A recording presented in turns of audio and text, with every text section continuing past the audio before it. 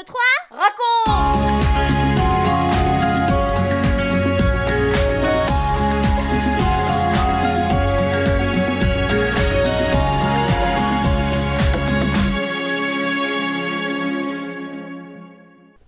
Bonjour à tous, bonjour à toi qui écoute la 39e émission 1, 2, 3 raconte, notre émission spéciale pour vous les enfants, mais aussi pour les parents et les amis.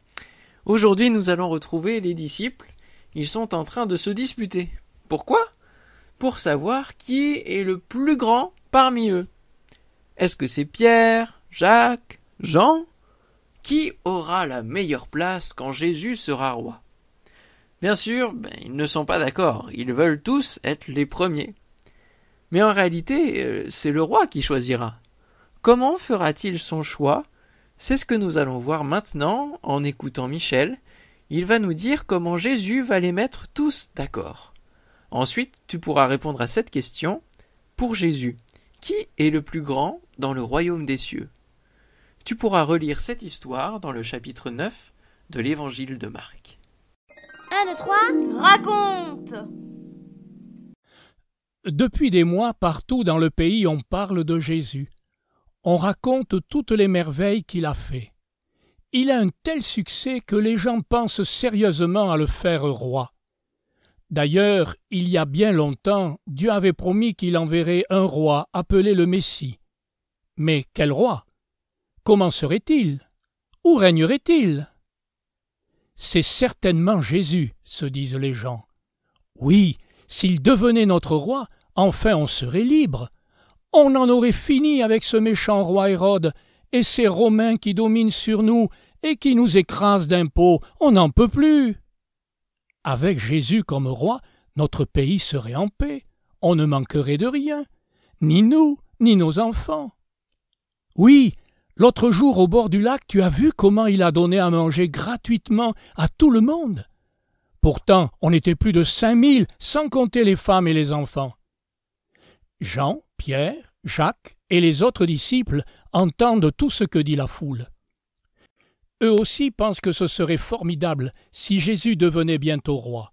Ce serait un royaume de paix, de bonheur, de richesse. Et eux, qu'est-ce qu'ils deviendraient à ce moment-là ? Jésus, c'est leur héros. Ils le suivent depuis le début. Ils se verraient bien à une place d'honneur.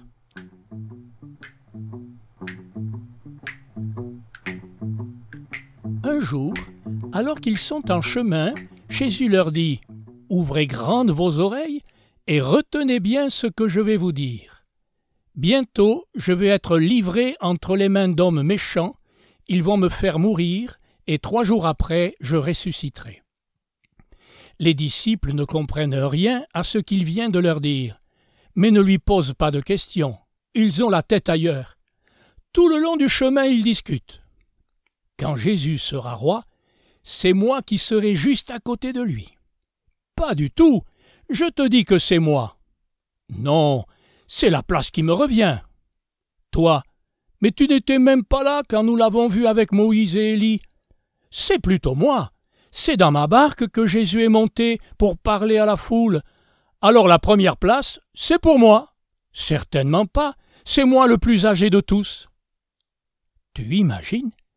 Jésus vient de leur annoncer qu'il va bientôt mourir et ils sont là à se disputer pour savoir qui est le plus grand et qui aura la première place auprès de lui.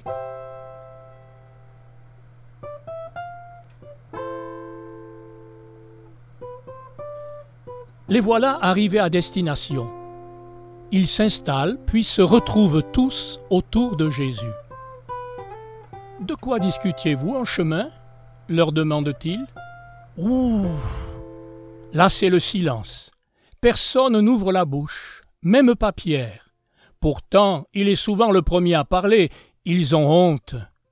Jésus reprend la parole. Si quelqu'un désire occuper la première place, il faut qu'il prenne la dernière place et qu'il devienne le serviteur de tous les autres. Ouh, alors, il n'y avait pas pensé. La première place, la dernière, être le serviteur de tous, ça tourne dans leur tête. Personne ne bronche. On entend seulement quelques bruits de pas. C'est un petit enfant qui passe par là.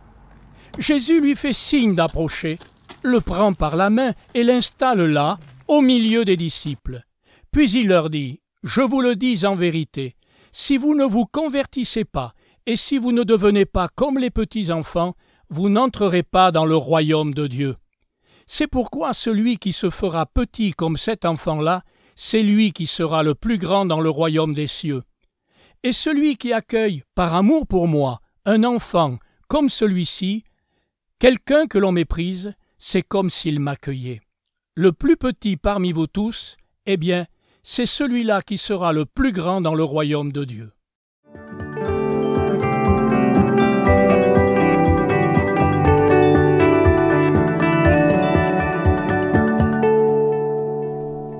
Un, deux, trois, quatre. Et toi, et moi. As-tu compris ce que Jésus a dit à ses disciples? Il leur a dit qu'avant de vouloir la première place, il faut déjà entrer dans le royaume de Dieu. C'est le point de départ. Comment faire? Eh bien, il faut se voir tel qu'on est vraiment devant Dieu, c'est-à-dire comme un petit enfant. Le petit enfant, qu'est-ce qu'il peut donner à ses parents? Qu'est-ce qu'il peut faire pour mériter son biberon? Avec quel argent va-t-il payer son vêtement? Il dépend complètement de ses parents qui vont lui donner tout ce qui est nécessaire pour sa vie. Lui, il leur fait confiance et il reçoit tout simplement ce qu'ils lui donnent. C'est facile à comprendre, non? Eh bien, pour entrer dans le royaume des cieux, c'est pareil. Que l'on ait 8 ans, 15 ans ou 75 ans, qu'est-ce qu'on peut apporter à Dieu? Tout lui appartient. Qu'est-ce qu'on peut faire pour mériter d'entrer dans le ciel? Rien. On est comme un petit enfant, les mains vides. C'est lui qui donne, et son plus grand cadeau, c'est Jésus. Alors, que nous reste-t-il à faire? Eh bien, tout simplement, de lui dire qu'on croit en lui, qu'on l'aime, lui demander de venir dans notre vie. Il devient alors notre roi. Il règne dans notre vie. Peut-être l'as-tu déjà fait, sinon tu peux le faire quand tu veux. Mais voyons maintenant comment ça se passe dans le royaume de Dieu. Est-ce que c'est comme sur la terre, où l'on se bat, on pousse les autres, on les maltraite parfois, pour avoir les meilleures places? Non, dans ce royaume, le plus grand, le plus important, c'est celui qui ne se place pas au-dessus des autres, qui ne les méprise pas, qui ne les regarde pas de haut. Il n'est pas orgueilleux, mais il aide, il prend soin même de ceux qui ne sont pas aimés, qui sont malheureux, qui souffrent. Il prend soin des petits, des enfants. Parce qu'il aime Jésus, son roi, il fait comme lui, il fait du bien, il apporte du secours. Et si personne ne le voit, personne ne le sait, est-ce que c'est embêtant? Non, pas du tout, ça n'a pas d'importance, puisque Dieu le voit. Et sais-tu ce qu'il dit? Ce petit, il est grand dans mon royaume.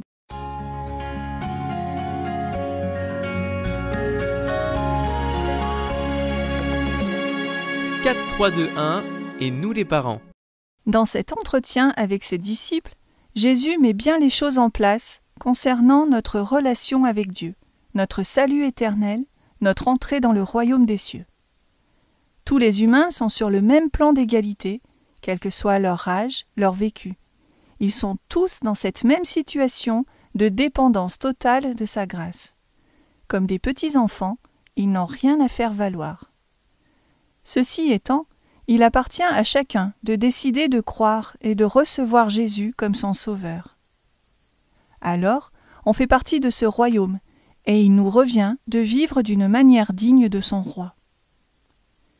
En nous voyant vivre, nos enfants comprennent mieux ce que signifie être le plus petit. Ce n'est pas celui qui doit tout accepter, toujours s'écraser, mais bien celui qui respecte les autres et qui se fait respecter. Vous venez de suivre l'émission 1, 2, 3 raconte avec Françoise et Michel Zanellato, Benjamin Lamotte, Céline Girardi, Baptiste Roland, Erwan, Yuna et la collaboration de Vital Radio ainsi que 365histoire.com. Si vous avez aimé cette émission, n'hésitez pas à la partager autour de vous. À bientôt!